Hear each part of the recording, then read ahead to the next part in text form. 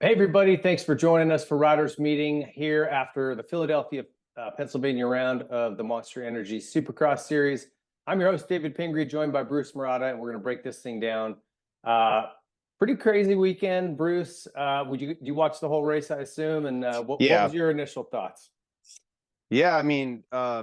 Pretty interesting for the 250 class. I know Max Anstine was a red plate holder at one point of this series. He had won a race, but man, I was not expecting him to win. No, So there was a lot of oddities in that race, and that was a fun one. Kind of the battle that I wanted to see between Vial and Deegan didn't really shape up. I thought we were going to see some fireworks there, and it didn't happen. But um, just both classes, a little different than what I expected. yeah, Let's jump into it. Let's start by thanking our sponsors, Rock and Turf. Check those guys out for all of your landscape needs.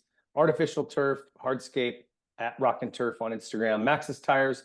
If you need mountain bike tires or truck tires, check those guys out. Awesome stuff. Maxxis.com and also speedstrap.com for the best tie downs and toe straps in the biz. All right, so let's get into the 250 class. Anything from the heats that stood out to you? I was stoked to see Seth Hammaker make a return yeah, and do really well. He banged his shoulder up the weekend prior, and I've been doing some therapy on that. Obviously, it's feeling good, but I imagine that affected his fitness and overall prep touch, especially when it came to the main. But it was good to yeah, see him in his front of his hometown go out and have a good ride. yeah. And to be able to beat Deegan straight up like that was pretty awesome. So Yeah, I agree. and then for the second heat, Swole getting his first heat race win ever. Not only that, Triumph. First win for Triumph. So Yeah, that was and it's funny that those two would end up playing a big role in the main event, yeah. which we'll get into. And I do want to mention while we're talking about Hammaker, he signed a 2-year extension with Monster Energy Pro Circuit Kawasaki. I was a little worried for him because he's always had the speed, but he keeps having these injuries that take him out of championship chases. And I just wasn't sure if he was going to lock something like that in, but he did. Good for him. I'm stoked. Seth's a great Congrats. kid, and Yep. stoked to see that he'll be there moving forward for a little bit. All right, so starting off in this main event, I thought Seth had a shot at this. I didn't know where his fitness was at, but maybe a few laps into this thing, he started to kind of have a little gap, and I thought, ooh, man, if he can run right now. And my main concern was Deegan and Vial. But I'm looking at them way back. I'm like, man, if Seth can break away right now, he could get himself, if he could have had 5 or 6 seconds and then just set into a pace, I think he could have got there. But Anstey just wasn't giving it to him, man. He wouldn't And give him an inch. and did you we know Anstey can ride, but did you even expect that to happen for Max to, like I because I thought for sure Seth was gonna run with that one, Ping. Yeah, I really did too. No, to be honest with you, it seems like Max, when the pressure's been on this year, he's just kind of not risen to the occasion. Everyone talks about how fast he's been preseason and all this, and he's had some great rides. But in the main events, when it's time to show up, he just really hasn't. Mm-hmm. And damn it, he did this weekend. A great Yep. ride. He was relentless, just put good pressure on, nothing crazy. I mean, no mistakes. He rode awesome. He was a Yeah. well-deserved win, and I was stoked for Max. Yeah. Well, the big topic, I know you're gonna get this one next, is Swole taking out Seth. Yeah, I thought that was just a bonehead move. Mm-hmm. You know, you're running in a podium position. You just won a heat. If you could have got a heat race win and a podium for Triumph for yourself, has he ever had a podium in Supercross? No. I don't think so. Mm-mm. And man, you just tossed it away on a stupid But move. But let me ask you this, Ping, from your experience. Is that just kind of excitement? Like he's not really thinking through on things, because after the race, he did go apologize to Seth. So that was pretty cool that he Yeah, actually went and did that. agreed. No, that was very cool. I think he just got impatient. He was faster than Seth. Seth, I think, was a little bit tight or tired and kind of moving backwards. And I think if Julie had just stayed putting pressure on him, kind of be a little more patient and wait for the right opportunity instead of forcing one, I think he'd have wound up with a second, man. I was just a real bummer. And I think Seth maybe could have still hung on a third. maybe not, but maybe. And I would have loved to see that as your podium, But anyway, it is what it is.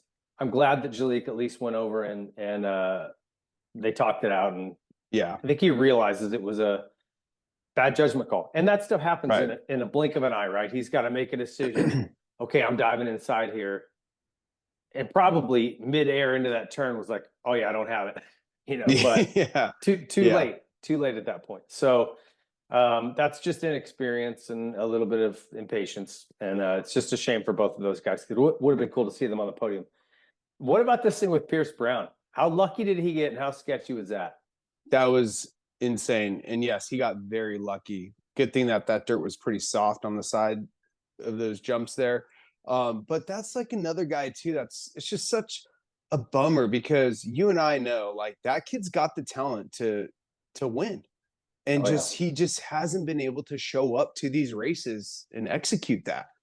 And I don't know what it is. It's just but once again, I mean, that cost him a lot. Yeah.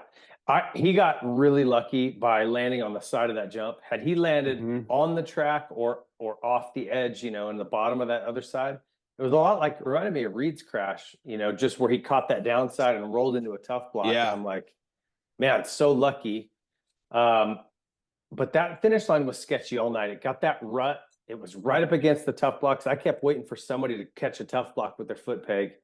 And it kind of went the other way. He cross-rutted that to the left, but sketchy anyway. And then the last thing I want to talk about in this class is the battle between Vial and Deegan.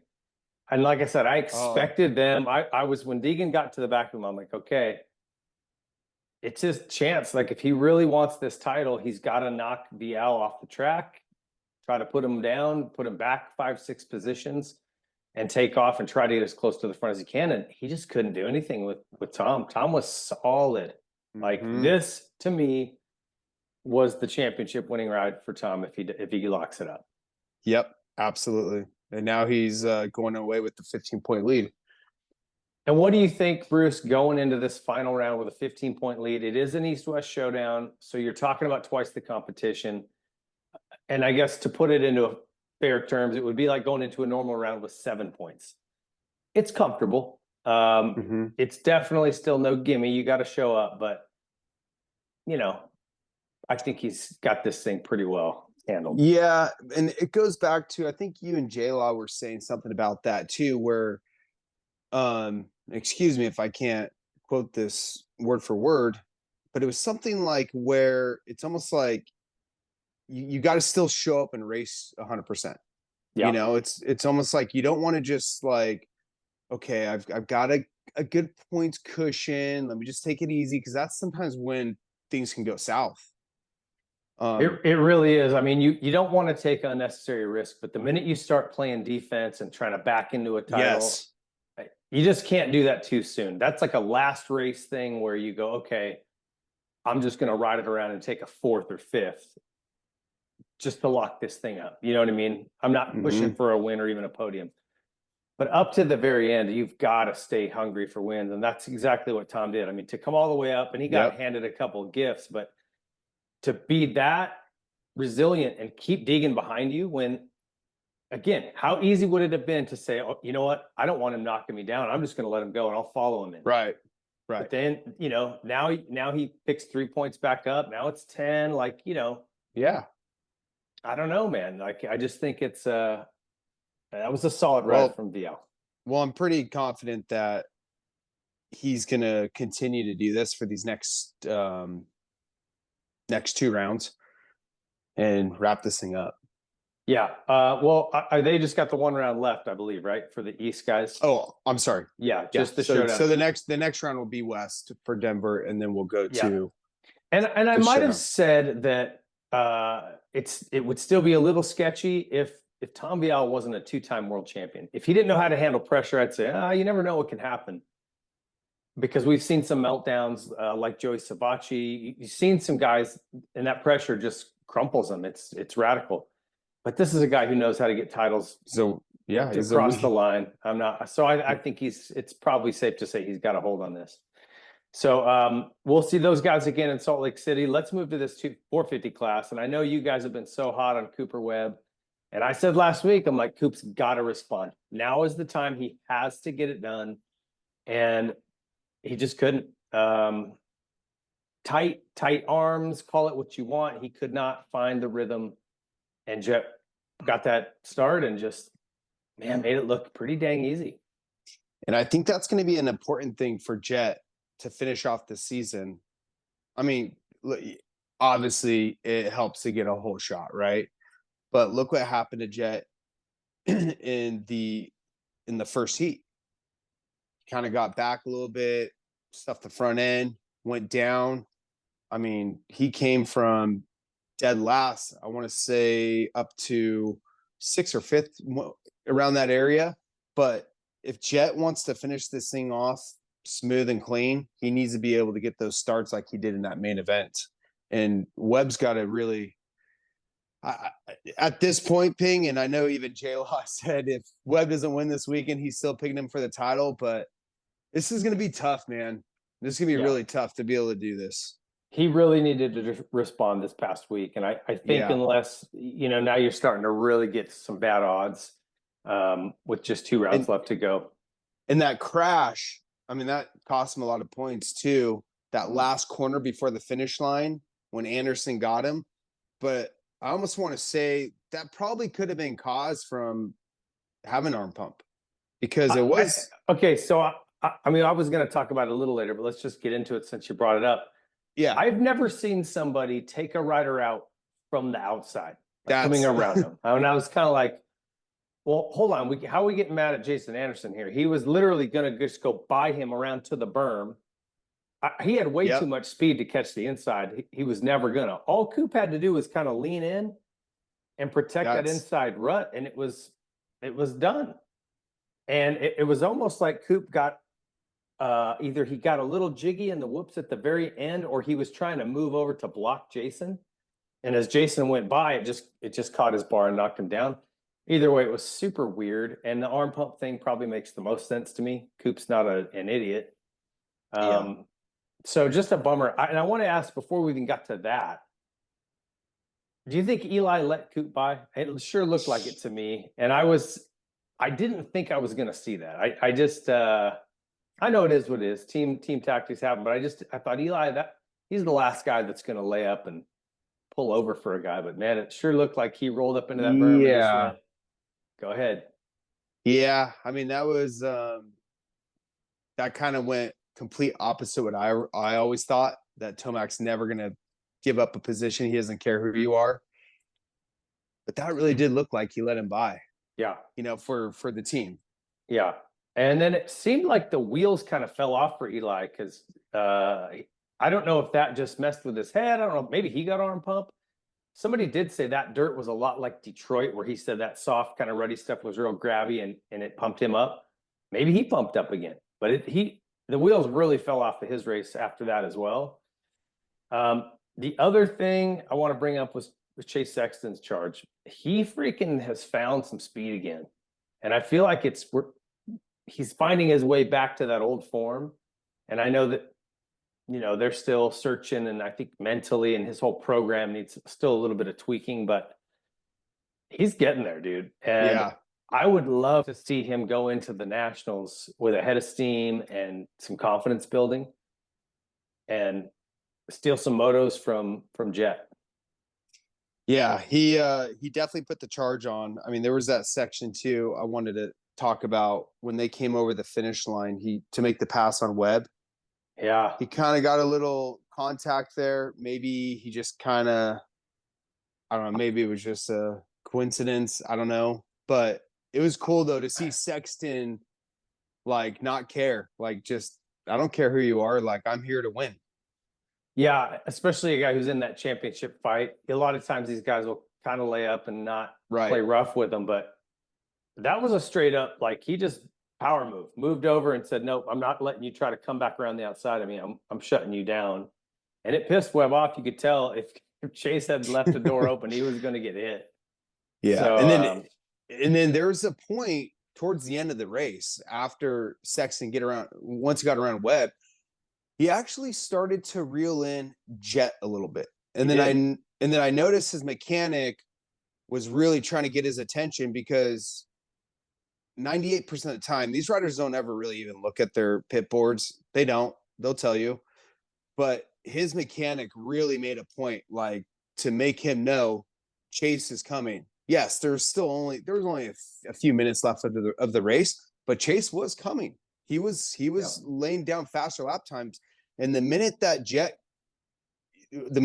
he got wind of that, he stepped it up those last like 2 laps, and kept that gap, to where he wasn't able to close in on him. Yeah, and I wasn't sure if Chase, I'd have to go back and look at the lap times. I don't know if Chase ran into some trouble that last couple of laps there, or if Jett did step it up. Okay. But that's hard to do. I've had to do that. The last race I won, Stu went down on the first turn and he was charging through, and I'm kind of seeing how fast he's closing. And I'm like, I'm going to have to pick it up or he's going to catch me. And so I dropped 2 seconds off my lap times the last 3 laps of that race. And it was really hard to go from a pace that I had just been doing over and over every lap and go, okay, I have to find another gear right now and like just push harder into everything. It's very tough to do. So I'd like to go back and look at those lap times and see if it was Chase slowing down with issues with lappers or whatever, or Jett stepping up. But he got it done. Jett is absolutely finishing this thing off strong, and it's bad news for everybody else because he's getting it figured out. Anything else in that race that stood out for you? Just that battle with Barcia and Hunter, that last lap. That was pretty cool. So I know Hunter came in after that whoop section before the finish line, and it almost looked like he kind of whiskeyed it a little bit through the whoops. Oh, he did. He was feet off the pegs.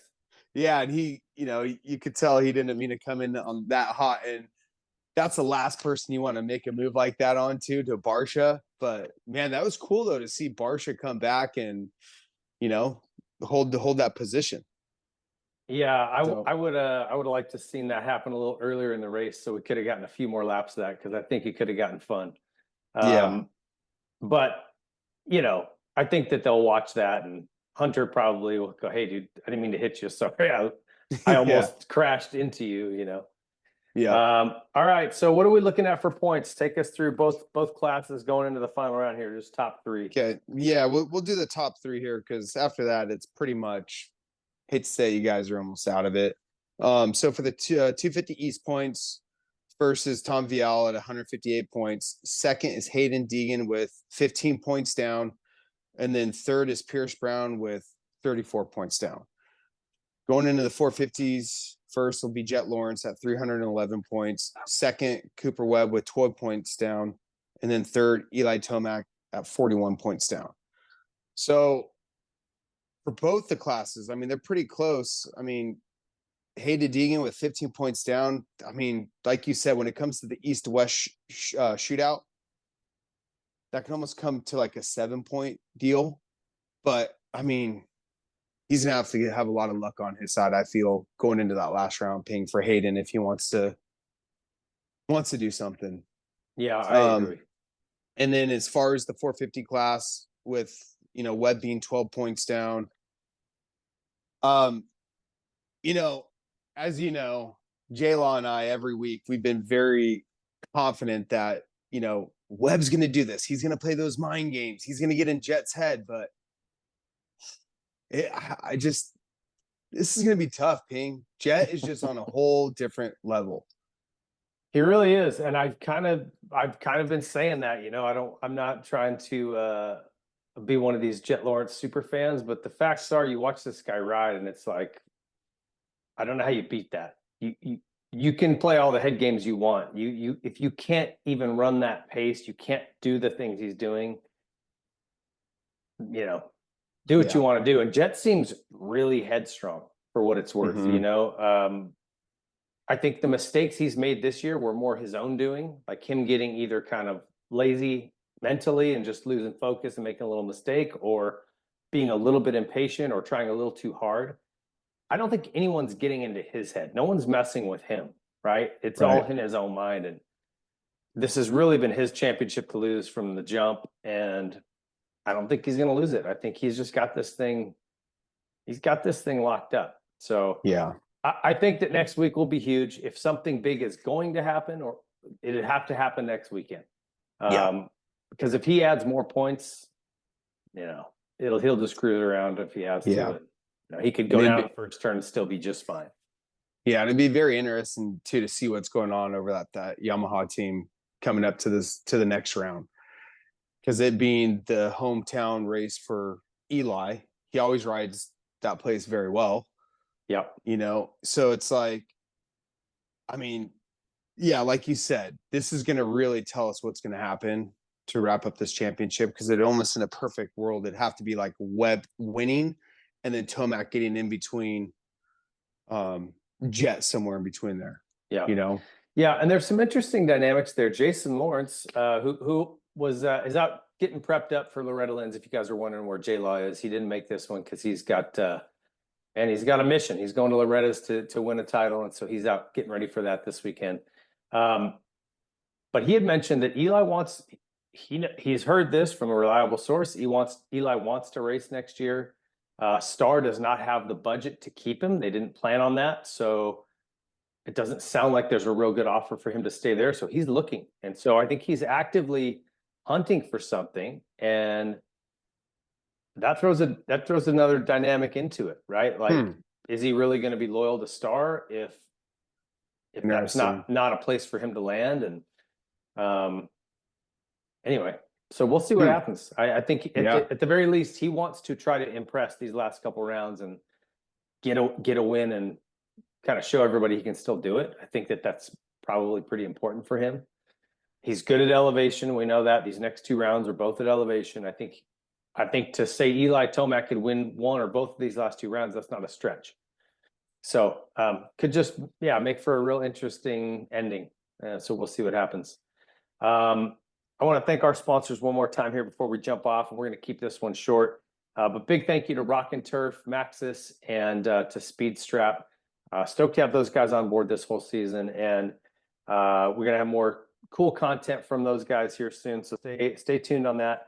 And just want to thank all you guys that have stuck with us all year. It's been a fun season breaking all this down. We're going to try to have J-Law on the next couple as well. And then we are going to do a series, like a site lap for the Outdoor Nationals, like a series preview show in studio with a few guys. We're going to have a good time, keep it real fun and light. And I think you guys will dig that. So anyway, stay tuned. We'll be back as always this week, Thursday, heading in for our site lap, looking ahead at Denver. And you guys have a great week. We'll see you then.